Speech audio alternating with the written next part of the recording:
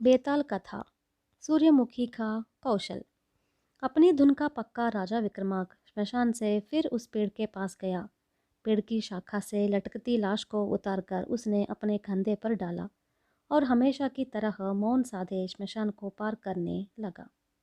तब शव में स्थित बेताल ने कहा, एक राजकुमारी की कहानी सुनाता हूँ। आप ज़रा ध्यान से सुने ताकि आपका मन इस बोझ से हटा रहे और आपको थकान महसूस न हो। विजयपुरी का राजा शिवसेन महान पराक्रमी और धर्मपालक था। उसकी पत्नी का नाम इंद्रवती थी। कई अरसे बाद उनके यहाँ एक बेटी हुई जिसका नाम उन्होंने सूर्यमुखी रखा। सूर्यमुखी का पालन पोषण बड़े लाड़ प्यार से हुआ। उसकी शिक्षा दीक्षा का अच्छी तरह से प्रबंध कर दिया गया। पर सूर्यमुखी का मन शिक्षा की तुलना में युद्ध विद्या में अधिक रमता था। इसलिए राजगुरु ने उसके लिए ऐसे गुरु की व्यवस्था की जो युद्ध कला में भी निपुण हो। जब सूर्यमुखी 7 वर्ष की हुई तो वह घुड़सवारी, तलवार चलाने और भाला फेंकने में अद्भुत दक्ष हो गई। तलवार चलाने की कला में तो वह इतनी दक्ष थी कि उसका गुरु भी उसे देखकर चकित रह जाता। सूर्यमुखी अब 16 वर्ष की हो गई थी। इसलिए उसकी माँ इंद्रावती चाहने लगी कि योग्य वर ढूंढकर उसका विवाह कर दिया जाए। लेकिन शिवसेन की यह इच्छा थी कि उसकी बेटी सिंहासन पर बैठकर शासन की बागडोर संभाले और उसके विवाह के बारे में बाद में सोचा जाए। सूर्यमुखी को जब पता चला कि उसके विवाह को लेकर उसके माता पिता में मतभेद है तो उसने एक दिन अपनी माँ से कहा, माँ, मैं चाहती हूँ कि कुछ समय के लिए देश का शासन मैं संभालूं। विवाह मैं इसके बाद ही करूँगी। सूर्यमुखी के प्रस्ताव पर उसकी माँ ने कोई प्रतिक्रिया व्यक्त नहीं की।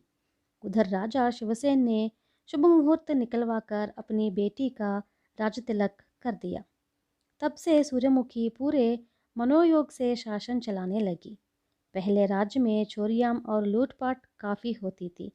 उन्हें रोकने में उसे सफलता प्राप्त हुई। साथ ही बेकार लोगों को काम मिला। उसने आलसी लोगों को भी नहीं बख्शा और बड़ी सख्ती से उनसे काम लिया गया। बूढ़ों और बच्चों के कल्याण के लिए उसने कई योजनाएं चलाई। तब तक समर्थ शासक के रूप में सूर्यमुखी ने ख्याति पा ली थी। राजा ने उसके सामने विवाह का प्रस्ताव रखा तो सूर्यमुखी बोली, पिताजी, मैं आपकी इच्छा के अनुरूप ही चलूँगी, लेकिन मेरा अनुरोध है कि आप राज्य में चारों ओर यह खबर भिजवा दें कि जो युवक मुझे खड्ग युद्ध में हराएगा मैं उसी के साथ विवाह करूँगी। राजा शिवसेन ने मजबूर होकर समूचे राज्य में उसी प्रकार घोषणा करवा दी। अनेक युवकों का अनुमान था कि एक पुरुष के मुकाबले पर एक स्त्री इस तरह के युद्ध में नाकाम ही रहेगी। लेकिन जब वे सूर्यमुखी के साथ खड्गयुद्ध के लिए वाकई मैदान में उतरे तो सूर्यमुखी के हाथ देखकर वे दंग रह गए। होते होते यह खबर पड़ोस के राज्यों तक भी पहुंच गई। ऐसी ही एक राज्य था क्रांतिपुर, जहाँ का राजकुमार जयंत बुद्धिशील तो था ही, खड्ग कला में भी प्रवीण था। वह एक साधारण व्यक्ति के वेश में विजयपुरी में आया और सूर्यमुखी की कला को बड़ी बारीकी से देखता रहा। जब जब सूर्यमुखी ने अपने प्रतिद्वंदी को पराजित किया, उसने आनंद विभोर होकर जोर जोर से तालियां बजाई। इससे सूर्यमुखी का ध्यान उसकी ओर गया और उसने साधारण वेशभूष वाले जयंत के चेहरे की कांति को पहचाना। जयंत सूर्यमुखी के अब सभी दांवपेच जान गया। वह कुछ समय तक उनके बारे में सोचता रहा और फिर अपने राज्य को लौट गया। अपने राज्य में पहुंचकर उसने ऐसा अभ्यास करना शुरू किया जिससे वह सूर्यमुखी के हर दाव पेंच को विफल कर दे। जैसे ही उसका अभ्यास पूरा हुआ वह विजयपुरी में वापस आया।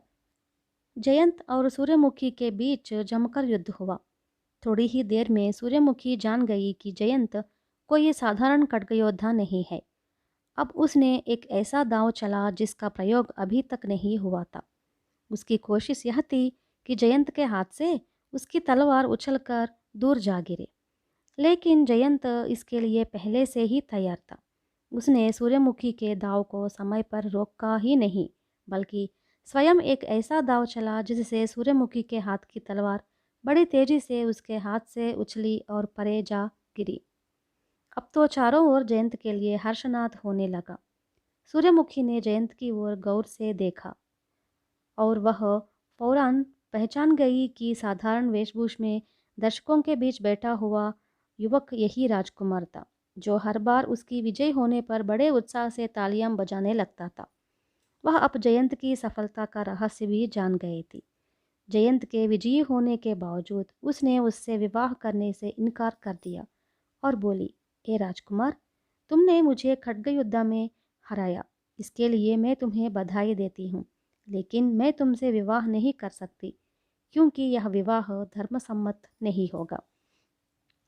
सूर्यमुखी की बात सुनकर पल भर के लिए तो जयंत भौचक रह गया। फिर उसने बस इतना ही कहा, हाँ, तुम ठीक कह रही हो। मैं अब जाना चाहूँगा। आशा है मुझे तुम्हारी आज्ञा है। और इन शब्दों के साथ वह वहाँ से चला गया। चलते समय उसने सूर्यमुखी का अभिवादन भी किया। बेताल ने यह कहानी सुनाकर कहा, हे राजन, सूर्यमुखी ने यह तो घोषणा करवा दी कि खड्ग युद्ध में उसे जो हराएगा उसके साथ वह विवाह करेगी।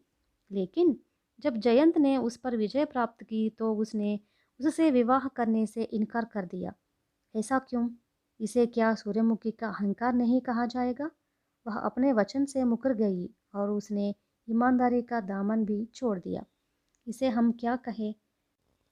उधर जयंत को देखिए, लगता है जैसे कि उसमें आत्मसम्मान की भावना पूरी तरह से गायब है। और तो और उसने सारे मामले में पूरी बुद्धिहीनता दिखाई। क्या यह सब विचित्र नहीं लगता? इन तमाम शंकाओं का समाधान जानते हुए भी यदि आप इनके बारे में कुछ नहीं बोलेंगे तो आपका सर फट जाएगा। राजा विक्रमम को अब बोलना ही पड़ा। उसने कहा, जयंत ने अन्य युवकों की तरह फौरन खड्गयुद्ध नहीं किया, बल्कि पहले वेश में राजकुमारी के खड्ग कौशल को गौर से देखा। एक तरह से तो यह गुरु शिष्य का रिश्ता हो गया। प्रत्यक्ष रूप से ना सही, परोक्ष रूप से सूर्यमुखी जयंत की गुरु ही कहलाएगी। इसलिए दोनों के बीच विवाह धर्मसम्मत नहीं रह गया था। इसी कारण सूर्यमुखी ने जयंत से विवाह करने से इनकार कर दिया।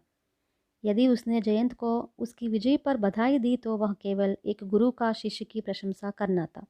जयंत भी यह तथ्य जान गया था, इसलिए उसे बुद्धिविहीन कहना न्याय संगत नहीं होगा।